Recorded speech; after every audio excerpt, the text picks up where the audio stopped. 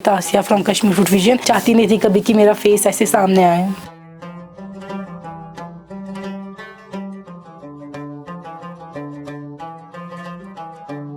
नाज़रीन मोहतरम, उम्मीद करते हैं कि आप बखैर व आफियत से होंगे. कश्मीर लाइफ की हमेशा से कोशिश रही है कि ज़्यादा से ज़्यादा हम आपकी मुलाकात ऐसी शख्सियात से कराएं जिनके पास सुनाने को, बताने को कई कहानियाँ हों, कई दास्तानें हों.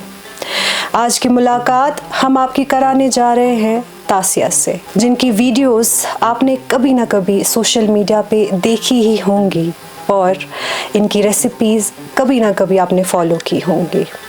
कश्मीर फूड फ्यूजन के नाम से इनकी एक चैनल चलती है जिसको लोगों ने काफ़ी सराहा है. तो आइए हम आज तासिया से मुलाकात करते हैं. तासिया, आपका खैर मकदम है. Thank you. तासिया, आप हमें ये बताइए कि आप कहाँ से हैं और क्या करती हैं? मैं श्रीनगर से ही हूँ और मैंने स्कूलिंग की है प्रेजेंटेशन कॉन्वेंट से, फिर मास्टर्स किया है इंग्लिश लिटरेचर में और उसके बाद मैंने ये चैनल स्टार्ट की शादी के बाद. तो अभी फ़िलहाल यूट्यूब चला रही हूँ. बिसाइड्स दैट बीएड भी किया है मैंने, तो उसके साथ मैं स्टडीज़ भी कर रही हूँ. आपने कहा कि आपने शादी के बाद वीडियोस बनाना स्टार्ट किया. तो जब आपने पहली बार वीडियो बनाने का सोचा तो उसके पीछे क्या सोच रही आपकी? ऐसा क्या हुआ था कि आप मोटिवेट हुए? जी, जब मैंने वीडियोस बनाई 2018 में, तब मैं एक्चुअली एक वाजवान पुलाव की रेसिपी ढूंढ रही थी जो कि ऑथेंटिकली वाजवान में सर्व होता है. लेकिन अनफॉर्चुनेटली ऐसी कोई भी रेसिपी मुझे ऑनलाइन नहीं मिली क्योंकि तब कोई भी यूट्यूब चैनल नहीं थी. अब तो माशाल्लाह काफ़ी सारे यूट्यूब चैनल्स हैं. तब कोई भी यूट्यूब चैनल नहीं थी कश्मीरी, या तो ऐसा कश्मीरी कोई कुक होम शेफ़ जो बनाता हो, या तो यूट्यूब पे या गूगल पे. ऐसा मुझे कहीं पे रेसिपी नहीं मिली. अगर गूगल पे भी रेसिपी मिलती इन द पीडीएफ फॉर्म, मैं वो भी ट्राई कर लेती. तो मुझे काफ़ी डिसहार्टनिंग लगा ये. मुझे लगा कि हमारा कल्चर क्यों नहीं ऐसे प्रेजेंट हो रहा है दुनिया के सामने. हमारा कल्चर जो है वो रिप्रेजेंट होने के बदले मिस रिप्रेजेंट हो रहा है. गलत इन्फॉर्मेशन जा रही है. जो चीज़ें नहीं डलती है वाजवान में वो हो रहा है रिप्रेजेंट. तो इसीलिए आइडिया आया कि क्योंकि कोई चैनल नहीं है तो आइडिया इसी तरीके से आया कि हमें अपना ही एक बनाना चाहिए यूट्यूब, ताकि लोगों तक हम हमारी जो कुकिंग है वो दिखा सके. हमारी बेसिक कुकिंग जो है घर में जो बनता है, हमारा कल्चर कुजीन, वो रिप्रेजेंट कर सके. आपने जब ये बात सबसे पहले अपने शौहर से बताई कि आप ऐसा एक यूट्यूब चैनल बनाना चाहती हैं, वीडियोस बनाना चाहती हैं, उनका क्या रद्द-ए-अमल था? उनका सपोर्ट काफ़ी ज़्यादा था बिकॉज़ हम दोनों एक साथ ही सर्च कर रहे थे वीडियो का. And he was also surprised कि ऐसा कोई भी यूट्यूब चैनल नहीं है या ऐसे कोई भी गूगल पे लिंक नहीं निकल रहा है जहाँ पे हम लोग फॉलो कर सके रेसिपी. तो उन्होंने बताया कि आप कर लीजिए स्टार्ट, इट्स ओके, हमारा फुल सपोर्ट आपके लिए होगा. वो काफ़ी खुश हुए कि at least I am thinking about an initiative जो घर पे बैठ के ही मैं चार दीवारी में आराम से कर सकती हूँ. और मेरे लिए भी वो हेल्प होगी और सबके लिए हेल्प होगी क्योंकि ना सिर्फ लड़कियाँ सीखती है इससे, काफ़ी ज़्यादा जो आदमी है मतलब मैन, वो लोग भी काफ़ी ज़्यादा कुकिंग का शौक अब रखने लग गए हैं आफ्टर वॉचिंग माई वीडियोज़. तो it's like an inspiration for everyone. तो he was very happy about it.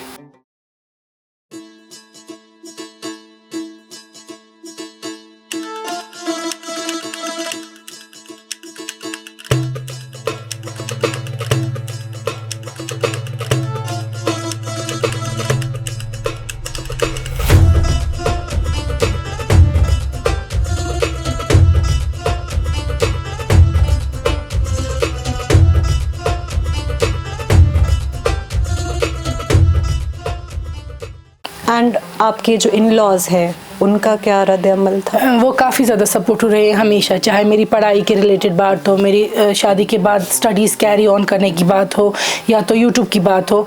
मेरी मदर इन लॉ स्पेशली, उनका काफ़ी ज़्यादा सपोर्ट रहा है. मेरी शादी बहुत पहले हुई है तो मैंने उतना कुकिंग शादी से पहले नहीं सीखा था. उन्होंने भी मुझे बहुत कुछ सिखाया है जो कि फॉरगॉटन रेसिपीज़ हो, जो घर पे ज़्यादा नहीं बनाती हैं आजकल यंगर जनरेशन, जैसे कि फारे हो गया, हगाड़ हो गई, या कश्मीरी अचार के पूरे वो जो ऑथेंटिक चीज़ چیزیں ہیں, تو وہ سب چیزیں مجھے میری مدر ان لا نے ہی سکھائی ہے. بسائڈس دیٹ میری سسٹر ان لا وہ ہیلپ کرتی ہیں, ان کی ریسیپیز بھی میں فالو کرتی ہوں, تو کافی زیادہ سپورٹ رہا ہے ان لاز کا. تو کیا کیا ڈشز ہیں جو آپ زیادہ بناتی ہیں؟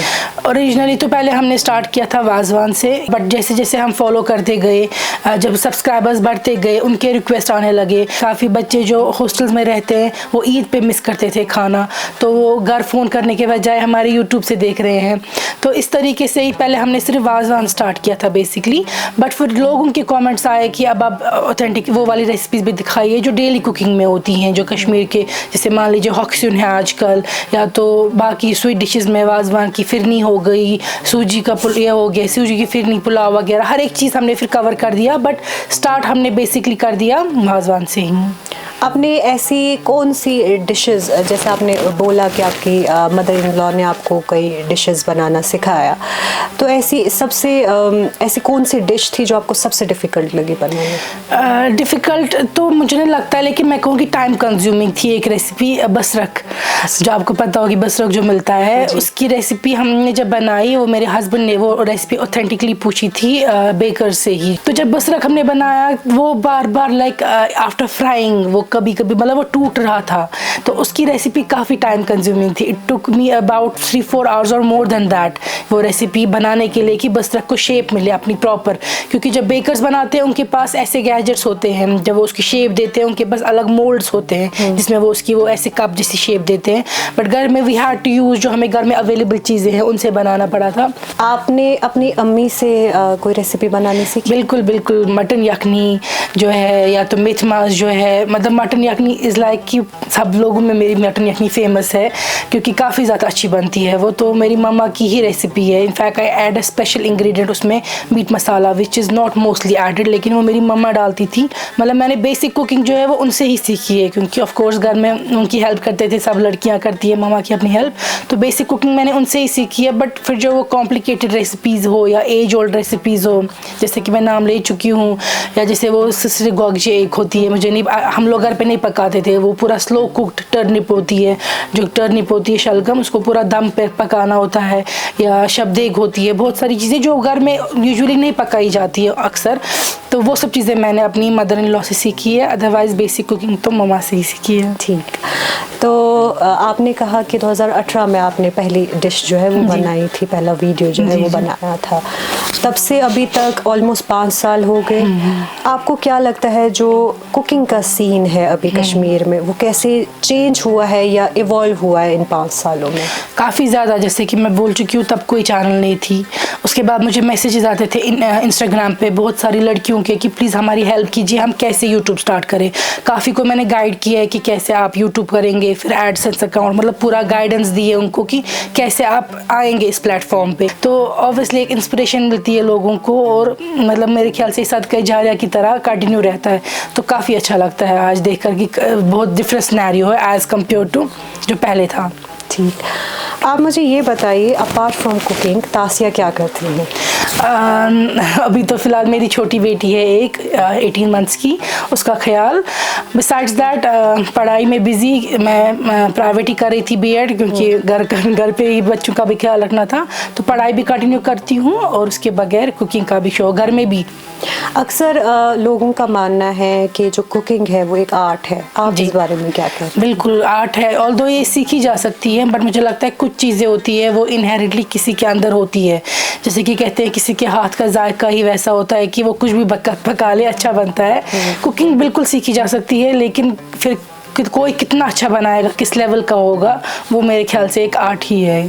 آپ نے کبھی سوچا کہ مجھے ایک کوکنگ اسکول یا کوکنگ لیسنز دینے چاہیے؟ بالکل بالکل, مجھے ایسے کافی آفرز بھی آئے. انفیکٹ کشمیر کے بھی کافی پرومیننٹ لوگوں کے آفرز آئے کہ ہمارے ساتھ کولیب ہو کے آپ ایک اسکول سٹارٹ کیجیے یا teaching lessons on line start کیجیے. لیکن میرے خیال سے کہ جتنا میں کر پا رہی ہوں یوٹیوب پہ, دیٹ از مور دین انف, کیونکہ میری ویڈیوز جو یوٹیوب پہ ہے وہ کافی الانگیٹڈ ہوتی ہے. مجھے ایسے لوگوں کے میسیج آئے ہیں کہ جب آپ سکھاتی ہیں نا, آپ کا اتنا کلیئر ہوتا ہے سکھانا کہ ہمیں اس میں 19-20 کا فرق بھی نہیں ہوتا ہے. تو مجھے نہیں لگتا ہے کہ پھر 1-on-1 کچھ اور ڈفرینس ہو جائے گی اگر میں آن لائن کلاسز لوں گی. آلریڈی وہ بھی آن لائن ہی ہے. آپ ہمیں یہ بتائیے کہ آپ نے کبھی نہیں سوچا کہ مجھے کسی کوکری شو میں پارٹیسپیٹ کرنا چاہیے؟ جی ایکچولی مجھے آفرز آئے تھے پچھلے 3 سال سے کنزیکٹیولی مجھے آفرز آ رہے ہیں.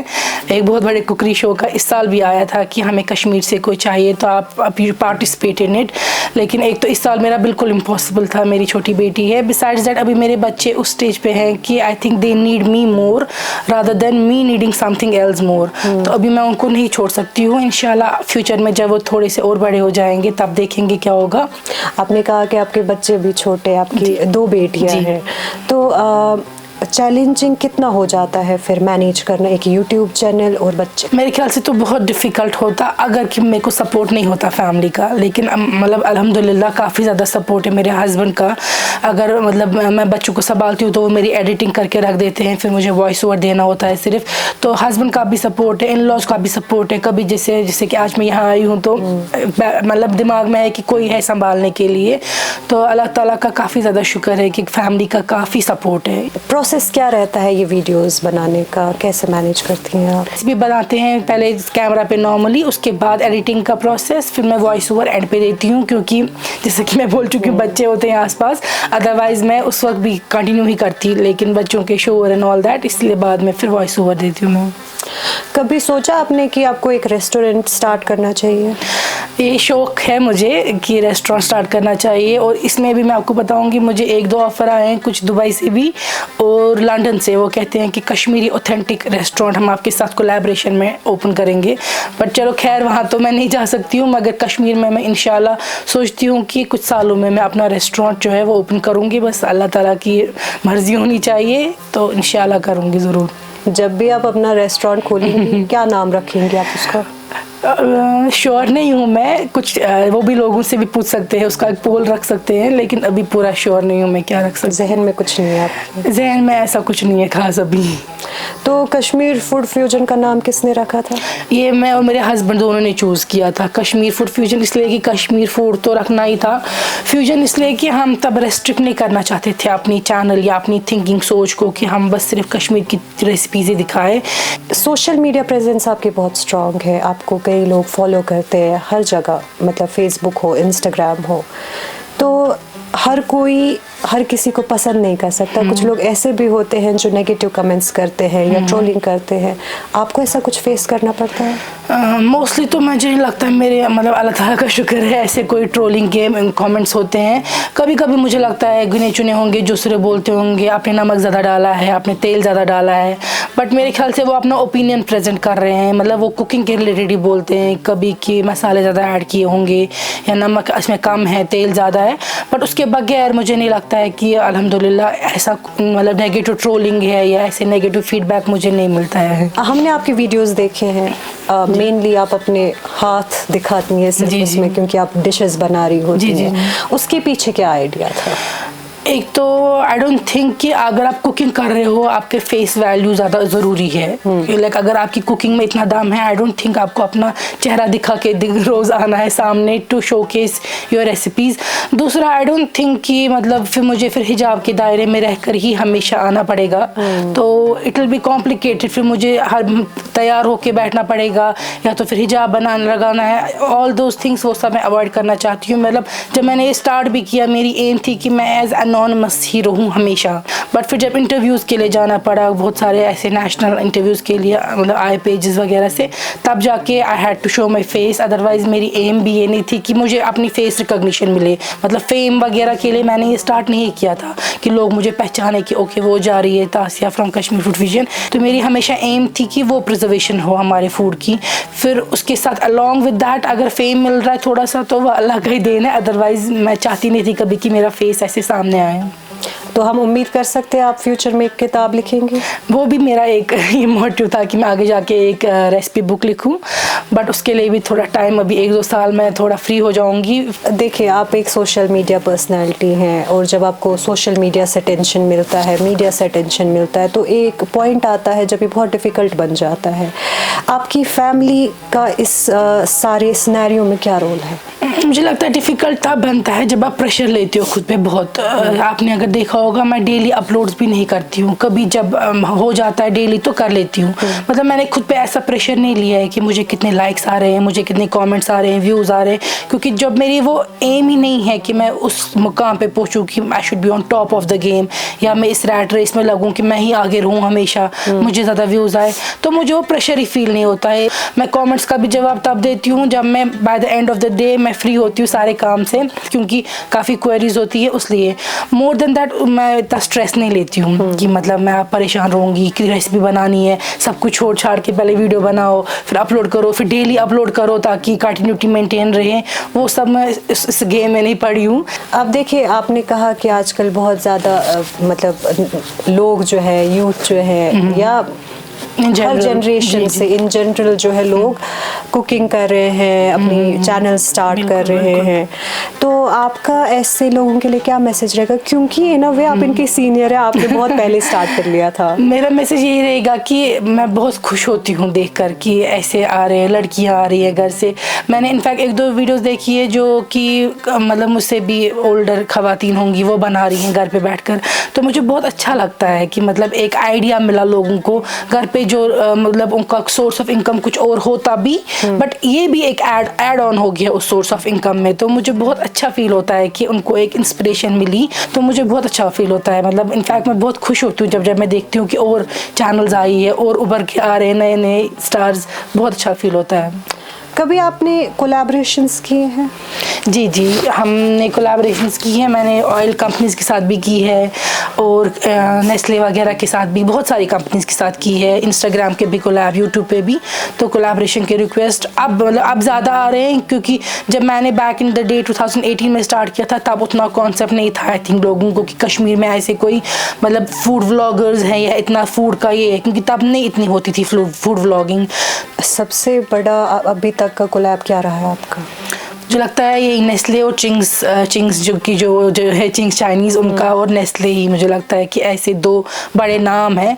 अदर देन दैट जो काफ़ी हम कंटिन्यू करते आ रहे हैं वो तो है ही हमारे अपने जो ऑयल कंपनीज़ वगैरह है, बट मोर देन दैट वो काफ़ी ज़्यादा बड़ा है। एंड जैसे कि पीर ऑयल, मस्टर्ड ऑयल मैं यूज़ करती हूँ, वो भी काफ़ी टाइम से हमारे साथ एसोसिएटेड है। तासिया को हम फ्यूचर में कहाँ देखेंगे? इंशाल्लाह अपने रेस्टोरेंट में, and I will welcome you all. अगर अल्लाह ने चाहा रेस्टोरेंट मेरा ओपन हुआ तो ओपनिंग के दिन आप सब इंशाल्लाह वहाँ होंगे। तासिया, थैंक यू सो मच, आज आपने हमें अपना वक्त दिया, कीमती वक्त दिया, और हमें इतनी सारी बातें बताई अपने बारे में, अपने काम के बारे में। हम उम्मीद करते हैं कि आप बहुत अच्छा करेंगी, अपने लिए बहुत तरक्की हासिल करेंगी इंशाल्लाह। आगे भी आपसे मुलाकात होगी। नाज़रीन, कश्मीर लाइफ के इस शुमारे में इतना ही। हमें दीजिए इजाज़त। अल्लाह निगहबान।